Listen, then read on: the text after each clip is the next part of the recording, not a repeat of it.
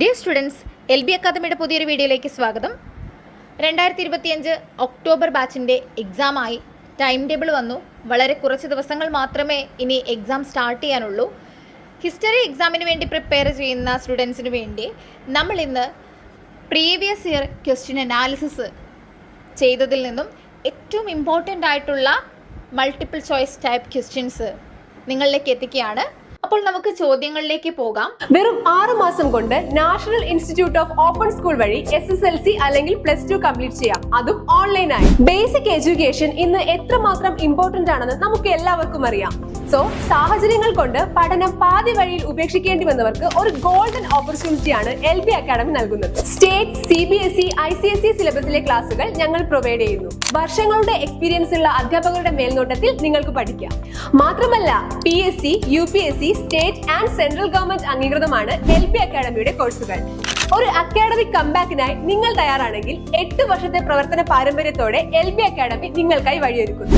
LB academy online classes.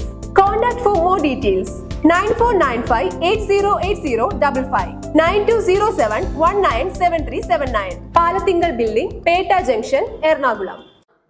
ആദ്യം തന്നെ 2024 April ബാച്ചിലെ question പേപ്പറിൽ കണ്ടിരുന്ന ഇമ്പോർട്ടൻറ്റ് ക്വസ്റ്റ്യൻസ് ആണ് നമ്മൾ ഡിസ്കസ് ചെയ്യുന്നത്.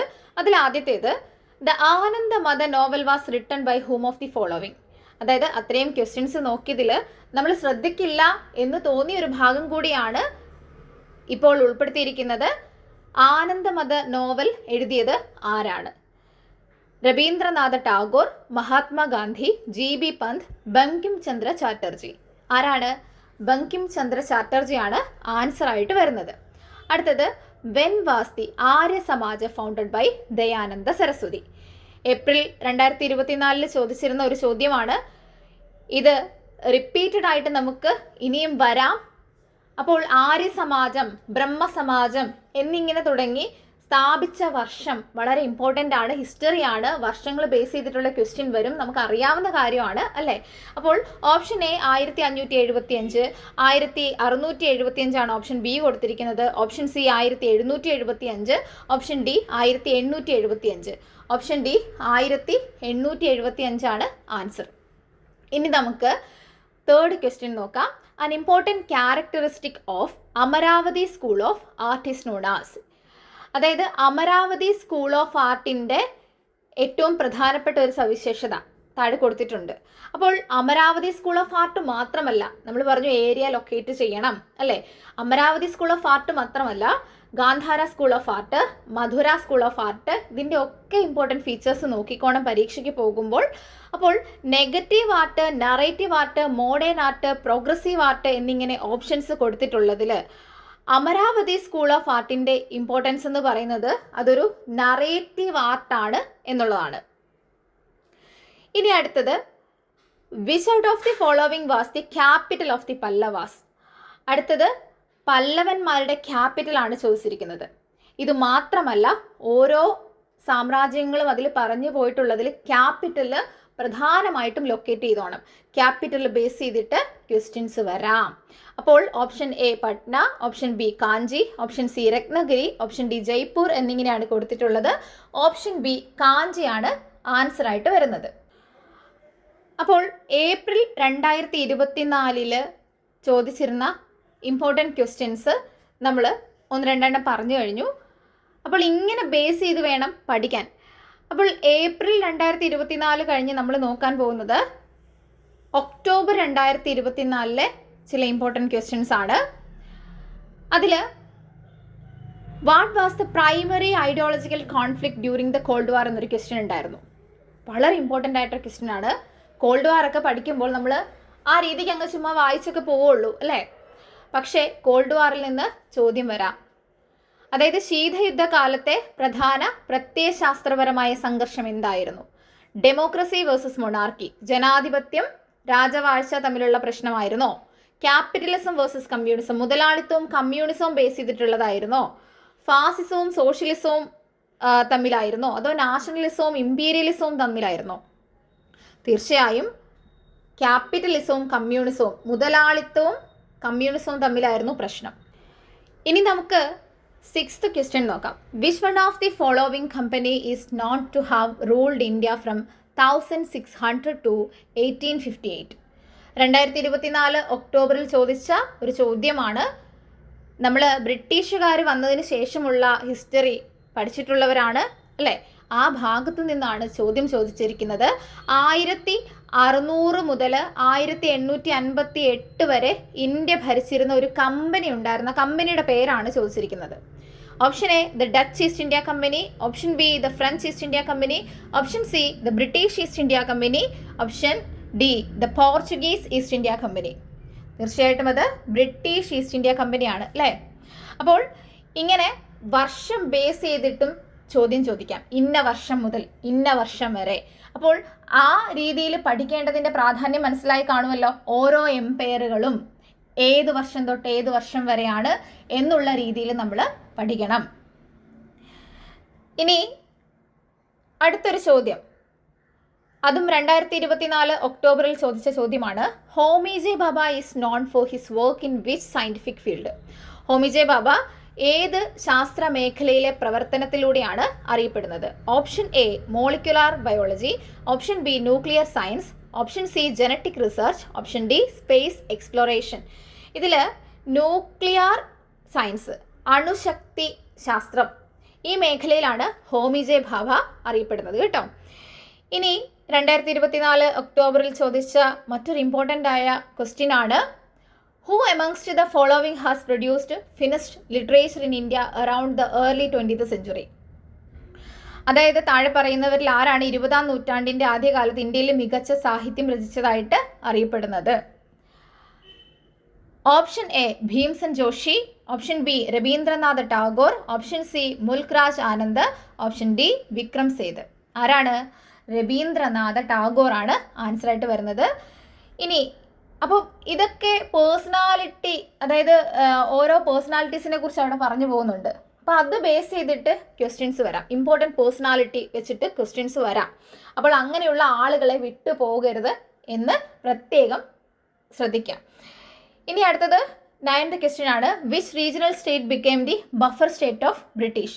ബ്രിട്ടീഷുകാരുടെ ബഫർ സ്റ്റേറ്റ് ആയി മാറിയ പ്രാദേശിക സംസ്ഥാനം അല്ലെങ്കിൽ പ്രാദേശിക ഏരിയ ഏതാണ്? അപ്പോൾ നമ്മൾ അങ്ങനെ നോക്കിക്കഴിഞ്ഞാൽ പഞ്ചാബ്, അവധ്, നേപ്പാൾ, മൈസൂർ എന്നിങ്ങനെ കാണാം. അവധാണ് അതിൻ്റെ ആൻസർ ആയിട്ട് വരുന്നത്. അത് 2025 ഏപ്രിലിൽ ചോദിച്ച ചോദ്യമാണ്. തൊട്ടു മുമ്പുള്ള പരീക്ഷയിൽ ചോദിച്ച ചോദ്യമാണ്. അപ്പോൾ ഇങ്ങനെ പ്ലേസ് വെച്ചിട്ടുള്ള ചോദ്യങ്ങൾ വരാൻ നല്ല ചാൻസ് ഉണ്ട്. ഇനി അടുത്തത് ഏപ്രിലിൽ തന്നെ ചോദിച്ച ചോദ്യമാണ്. 2025 ഏപ്രിലിൽ ചോദിച്ച ചോദ്യമാണ്. When was the treaty of Paris signed? Treaty of Paris sign ചെയ്ത വർഷം ഏതാണ്? 1760, 1761, 1762, 1763. 1763 പാരീസ് ഉടമ്പടി ഒപ്പുവെച്ച വർഷം. അടുത്തത് 11ാമത്തെ ചോദ്യം. When was the Mauryan empire established? എപ്പോഴാണ് മൗര്യ സാമ്രാജ്യം സ്ഥാപിക്കപ്പെട്ടത്? 320 BC, 321 BC, 322 BC, 323 BC എന്നിങ്ങനെ ഓപ്ഷൻസ് കൊടുത്തിട്ടുണ്ട്. 321 BC ആണ് ആൻസർ വരുന്നത്. 12ാമത്തെ ചോദ്യം. Choose the correct option from the following regarding the causes of the failure of the revolt of 1857. 1857 നടന്ന ആ ഒരു റിവോൾട്ട് പരാജയപ്പെടാനുണ്ടായ കാരണങ്ങളാണ് ചോദിച്ചിരിക്കുന്നത്. The rebels had limited supply of arms and ammunitions. അതായത് ആ വിപ്ലവകാരികൾക്ക് ആവശ്യത്തിനുള്ള ആയുധങ്ങൾ ഒന്നും ഉണ്ടായിരുന്നില്ല എന്നുള്ളതാണ് ഒന്നാമത്തെ ഓപ്ഷനിൽ പറഞ്ഞിരിക്കുന്നത്. 2, the British had sufficient resources and also better arms and equipments. ബ്രിട്ടീഷുകാർക്ക് ആവശ്യത്തിന് വിഭവങ്ങൾ ഉണ്ടായിരുന്നു, നല്ല ആയുധശേഖരം ഉണ്ടായിരുന്നു. 3, there was a lack of communication and centralised leadership among the rebels. ഈ റിബൽസിനെ സംബന്ധിച്ച് ശിപ്പായിമാരൊക്കെ ആയിരുന്നല്ലോ, അപ്പോൾ ശിപ്പായി ലഹള എന്നാണല്ലോ വിളിക്കുന്നതും അല്ലേ? അപ്പോൾ അവരെ സംബന്ധിച്ച് അവർക്കൊരു സെൻട്രലൈസ്ഡ് ലീഡർഷിപ്പ്, ഒരു കേന്ദ്രീകൃതമായിട്ടുള്ള ഒരു നേതൃത്വം ഉണ്ടായിരുന്നില്ല എന്നുള്ളതും ഒരു കാരണമായിട്ട് പറയുന്നു, പരാജയ കാരണമായിട്ട്. 4ാമത്തെ option being gentle with sepoys and taluqdars, അതായത് ശിപ്പോയ്മാരുടെ അടുത്തും താലൂക്ക് ദാസിൻ്റെ അടുത്തും ഒക്കെ ജെന്റിലായിരുന്നു എന്നുള്ളതാണ്. ആ ഒരു ഓപ്ഷനും കൂടിയാണ് കൊടുത്തിരിക്കുന്നത്. നമ്മൾ വായിക്കുമ്പോൾ തന്നെ മനസ്സിലാവും ആദ്യത്തെ 3 ഓപ്ഷൻസും അവിടെ ശരിയാണ്, 4ാമത്തെ ഓപ്ഷൻ തെറ്റാണ്. അവർ അത്ര ജെന്റിലായിരുന്നു എങ്കിൽ അങ്ങനെ ഒരു റിവോൾട്ട് ഉണ്ടാവില്ല അല്ലേ. അപ്പോൾ ആ ഒരു ചോദ്യത്തിൻ്റെ ഉത്തരം എങ്ങനെ വരും? 1, 2, 3 ശരിയാണ് എന്നുള്ള രീതിയിലാണ് നമുക്ക് വരുന്നത്. അപ്പോൾ അവിടെ വേറൊന്നും ചിന്തിക്കാനില്ല, ഓപ്ഷൻ എ ആണ് അവിടെ ആൻസർ ആയിട്ട് വരുന്നത്. ഇനി 2025 ഏപ്രിലിൽ തന്നെ ചോദിച്ച ഒരു ഇമ്പോർട്ടൻറ്റ് ക്വസ്റ്റ്യൻ ആണ്. Who was the Chinese Buddhist pilgrim who visited western India during the reign of Chandragupta second? Chandragupta second, അപ്പോൾ ഗുപ്ത സാമ്രാജ്യമാണ്. ചന്ദ്രഗുപ്ത സെക്കൻഡ് ഭരിക്കുന്ന സമയത്ത് വെസ്റ്റേൺ ഇന്ത്യ വിസിറ്റ് ചെയ്ത ഒരു ചൈനീസ് ബുദ്ധിസ്റ്റ് പിൽഗ്രിം ഉണ്ടായിരുന്നു, ചൈനക്കാരനായ ഒരു ബുദ്ധ സന്യാസി ഉണ്ടായിരുന്നു. ആരാണ്? അപ്പോൾ option A Fahien, option B Xuanzang, option C Yijing, option D Marco Polo. ഇതിൽ ഓപ്ഷൻ എ ഫാഹിയാനാണ് ആൻസർ വരുന്നത്. മറക്കരുത്, ഒരുപാട് തവണ റിപ്പീറ്റ് ചോദിച്ചൊരു ചോദ്യമാണത്. ഇനി അടുത്ത ചോദ്യത്തിലേക്ക് പോകാം. 2025 ഏപ്രിൽ തന്നെ ചോദിച്ച മറ്റൊരു ഇമ്പോർട്ടൻറ്റ് ക്വസ്റ്റ്യൻ ആണ്.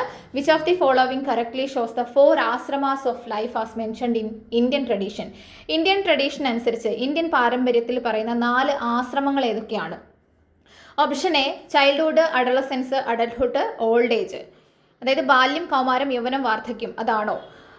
ഓപ്ഷൻ ബി ബ്രഹ്മചര്യ, ഗൃഹസ്ഥ, വാനപ്രസ്ഥ, സന്യാസ. ബ്രഹ്മചര്യം, ഗൃഹസ്ഥം, വാനപ്രസ്ഥം, സന്യാസം എന്നിങ്ങനെയാണോ? Option C student life, work life, retirement life, spiritual life, അതായത് വിദ്യാർത്ഥി ജീവിതം, ജോലി ജീവിതം, വിരമിക്കൽ, ആത്മീയ ജീവിതം എന്നിങ്ങനെയാണോ? അതോ ബർത്ത്, ഗ്രോത്ത്, ഡിക്ലൈൻ, ഡെത്ത് എന്ന് തുടങ്ങി ജനനം, വളർച്ച, ക്ഷയം, മരണം അങ്ങനെ തുടങ്ങിയ ആ ഒരു ടൈമാണോ, ആ 4 ഘട്ടങ്ങളാണോ ജീവിതത്തിൻ്റെ? ഇതിൽ ബ്രഹ്മചര്യ, ഗൃഹസ്ഥ, വാനപ്രസ്ഥ, സന്യാസ എന്നീ ഓപ്ഷൻസ് ആണ് നമുക്ക് എന്നീ പോയിന്റുകളാണ് ഇവിടെ ആൻസർ ആയിട്ട് വരുന്നത്. ഇനി 15ാമത്തെ ചോദ്യം. Who amongst the following was the writer of the book poverty and un-British rule in India? Poverty and un-British rule in India എന്ന ബുക്ക് എഴുതിയത് ആരാണ്? അതിൻ്റെ രചയിതാവ് ആരാണ്? Option A Hansa Mehta, option B Jawaharlal Nehru, option C Lala Lajpat Rai, option D Dadabhai Naoroji. ഇതിൽ Dadabhai നവറോജിയാണ് answer ആയിട്ട് വരുന്നത്. അപ്പോൾ നമ്മൾ ഈ കഴിഞ്ഞ 3 ബാച്ചുകാരോട് ചോദിച്ചിട്ടുള്ള ഹിസ്റ്ററിയുടെ ഇമ്പോർട്ടൻ്റ് ആയിട്ടുള്ള ചില MCQs ആണ് ഡിസ്കസ് ചെയ്തത്. നിങ്ങൾ ശ്രദ്ധിക്കാതെ പോയ ഏരിയാസ് ഉണ്ടെങ്കിൽ ഇപ്പോൾ നിങ്ങൾക്ക് മനസ്സിലായിട്ടുണ്ടാവും എങ്ങനെയാണ് MCQ ക്വസ്റ്റ്യൻസ് നമ്മൾ ഹാൻഡിൽ ചെയ്യേണ്ടത്, എങ്ങനെയാണ് വരുന്നതെന്നൊക്കെ അല്ലേ. അപ്പോൾ കൂടുതൽ ക്വസ്റ്റ്യൻസുമായിട്ട് ഇനി അടുത്ത സെക്ഷനിൽ കാണാം. Thank you.